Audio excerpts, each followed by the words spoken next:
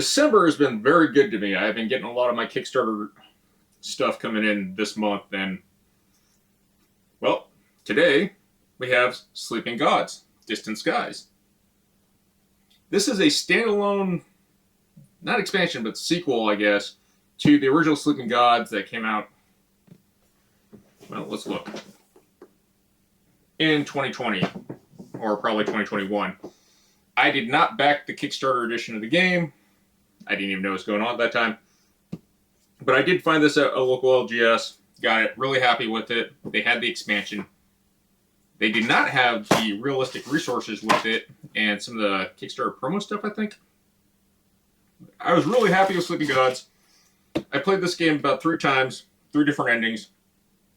Really cool, kind of like a choose-your-own-adventure book, but more of a just randomly generated story from your quests. And whatever you do does the outcome. But Sleeping Gods is a really cool game.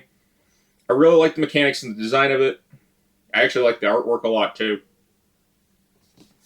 And it's one of the first games I ever got by Red Raven. Honestly, it might be the only game I got from Red Raven. Tons of tokens. Storage was kind of a pain, so it was really neat. But stuff like that I really appreciated. And when I heard they were doing the expansion, I jumped on it. Especially I have the chance to get the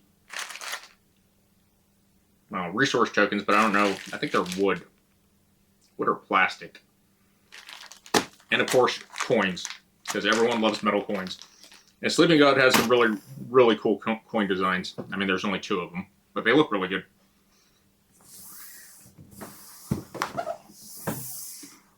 It looks very familiar to the original Sleeping Gods. Okay, standalone sequel. You get to return to the world of 1937. Explore a massive open-world game with an atlas of connecting maps.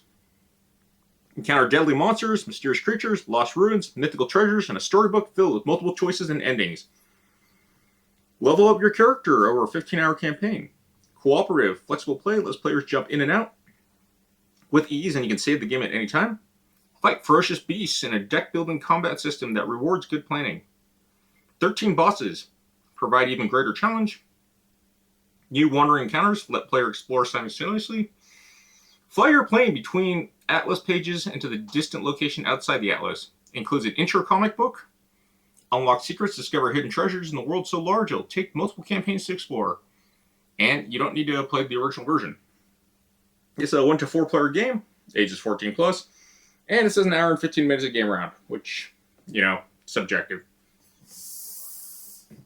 Alright, will this box be as nice as the old box? I think the Kickstarter one also had the gold lettering on the original. Is there art? There is art. That looks surprisingly the same. No, I'm just terrible at remembering art. Alright.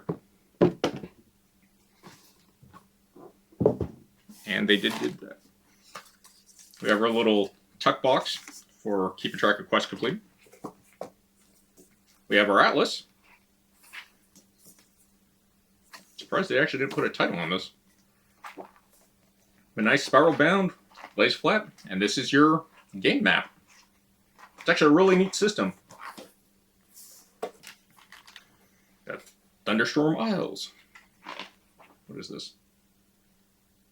Okay, this is the story campaign book. It has all these little intros. You go look for it, tells you what to do. The map has the locations. It's a really, really cool system if you like exploring games. Start here without reading the rulebook. And they did make it look like a comic book. 40 cents. We have our little achievement tracker. It's just a little prologue mission panel. List of components. Basic setup. Comic book stuff. Yeah, it's just a walkthrough. Does it go through combat? And then we have our iconography on the back of the book, which I always appreciate. This seems more like the quest book. Another storybook. with maps in it. What is this other book? I wonder if this is a Kickstarter expansion thing. Probably is. Ooh. It does seem kind of thin, since the main book is usually super thick. Here's our rulebook.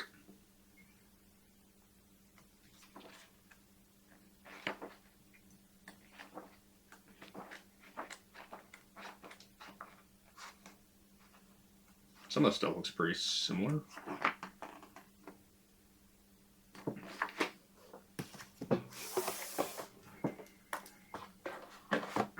They're comically large boss battle cards.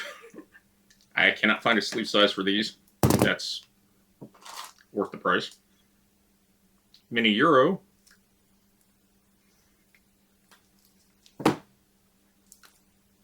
And this should be the standard playing card. We got our blood, a new shaped triangle thingy. They actually included a token tray this time, so that's nice. Oh, this has metal. These aren't coins. I don't know what these are. More baggies. Our minis.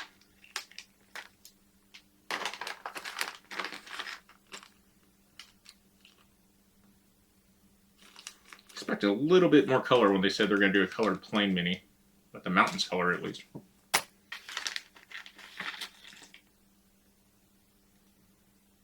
Detail's not too bad on the minis. And plastic feels pretty durable. It's better quality than the old FFG plastic.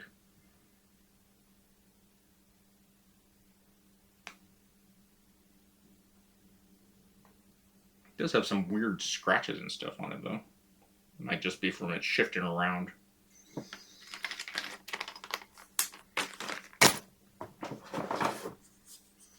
We have our little magnetic flat treasure chest that has all the decks and the story stuff and your deck building. I really like this system. Plastic tray. Campaign sheets. That is a lot of campaign sheets. I don't remember if the original wouldn't have that many. And our boards. They followed through and they kept it like the original. So, really, really like that. And with all the tokens, I'm going to have to go figure out how to organize it. And try to get kind of be like the old setup. And because of how Sleeping God works, I think this is the same size, but it does not like sleeve cards in here. As you can see, it's kind of tight. So I usually don't sleeve except for the decks we're playing. I will sleeve the mini Euros because you use this for combat. Alright. I'm going to try to get everything organized and I'll be back. As you can see the way I organized the original Sleeping Gods I have, I got these unique trays. Haven't seen them for a while on Amazon. But I had all my tokens spread out because it's easy, because the storage in this was not great. But one thing I forgot about was that this actually gives you a whole base that pretty much lays flat. I bring this up because of the insert in Distant Skies. And I'm not sure why they did it the way they did. With Distant Skies, I got everything to fit, just atrociously. So we have our rulebook, we have our map, all soft stuff. First up is this board. This board cannot lay flat in the box. Yeah, square. It's just a hair too big and it gets in the way of the other smaller, more narrow boards. Literally, it goes up to that bar where it says Tundra. So it prevents the boards from laying flat. Not a big deal. As far as storage, it just kind of sucks. We got our player boards that fit in this box slot. And then we have this giant open cavity. I do not have anything to store the tokens and organize them in a meaningful way. They did give you 4 bags that you could store each token type in their separate bag. Except like all this is a mess, so if you're looking for certain tokens, it takes longer. Same with the fatigue tokens. I don't know why they did it that way. And the minis being like this just might get crushed. And here's my age-old complaint with mini Euro cards, or any mini card. I don't know why people don't make a slot for this. But this version comes with enemy buff cards versus the normal deck. And with the size of this being a little bit larger in a tarot card, it just doesn't fit. So these just float here now. On the back, it showed how to organize it like this. So you put your done quest. The problem is that it's a really tight fit. You kind of gotta bend the walls, which is gonna wear on that. So I'm gonna have to make an insert for this. But at least they gave you that. That's part of the step in the right direction. I wish they gave more of these. And the organization on this has a lot less cards than the original Sleeping Gods. I'm not sure if the event deck is supposed to go in this box, but everything is organized this way, so I'm just going to keep it that way. Storage is kind of a step backwards in my opinion. Like I said, I got to rotate that to fit that in. It's just bending the corner right there. Eventually that box is going to break. So I will have to design an insert for this specifically, but this giant plastic insert, yeah, not a fan of. Kind of wish they just stuck with just the boxes like they did in the original game. Nothing really protecting the minis. They are probably going to get damaged. It's a little weird. And this is actually a huge game with replay value. So it is a game I'm going to play multiple times if I can convince the group to do campaign games with me. But this should be the Kickstarter all-in. I also noticed while I was going through the box on the components, there's no money. So I pretty much bought these metal coins for Sleeping Gods. And the only resources I noticed, because wood is a boat, I think these are just the original resources for the first Sleeping God campaign. I don't know if they're compatible with that.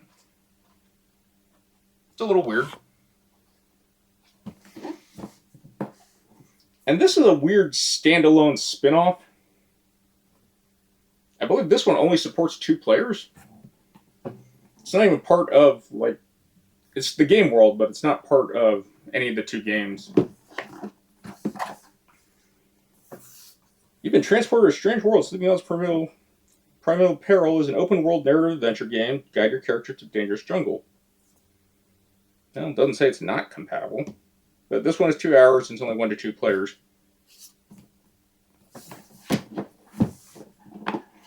Will they continue the trend of cool art? Yes. Yes, they do. Very nice. We have our new map system, and I guess we don't need decks because the combat stuff's on the page. Makes the game a lot easier. It's almost like Sleeping God Junior Edition or Light.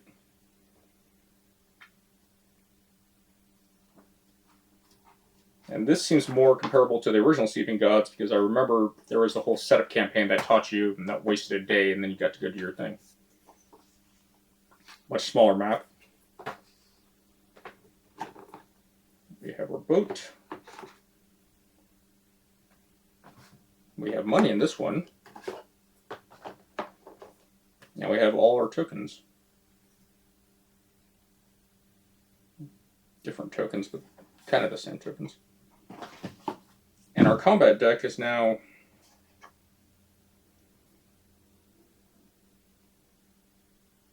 I believe these are the green sleeve Gamegenics. And more wood tokens. 2 bags in this one. And 2 bags. Which I guess works.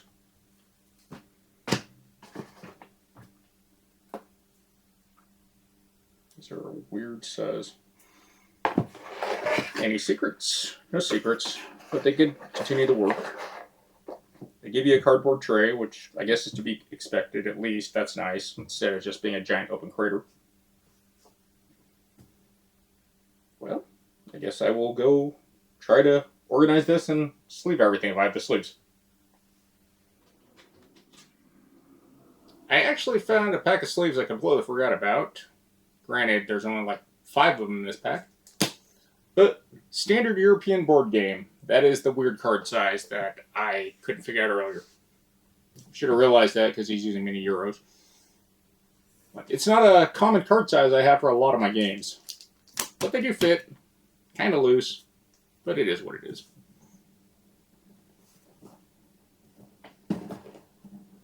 Pros. Everything fits in this box and a little bit better organized than in Distant Skies. There's also a lot less components.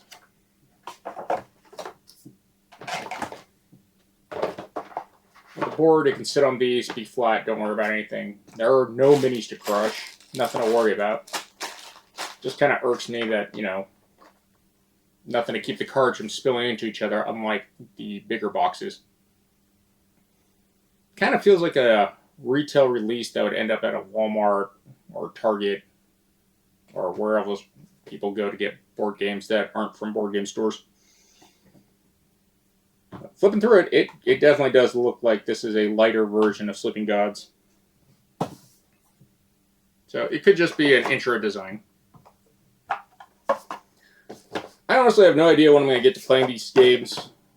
I really do enjoy Sleeping Gods. It has been a long time since we've played it. Just keep that here so I remember. It is a really fun exploration game. Not super impressive with how Distant Skies is compared to the original Sleeping Gods. But the gameplay is a fun game. I do like the story. I'm hoping the campaign is just as long and the exploratory with the multiple quest paths holds up, because that's what really drives the game. The components don't need to be super great. I don't even know what I'm going to do with these. Maybe I'll just put them with the rest of the old Sleeping God stuff. That has been Sleeping Gods Distant Skies and Sleeping Gods Primeval Peril. If you like what I do, please consider subscribing to the channel. Greatly appreciated.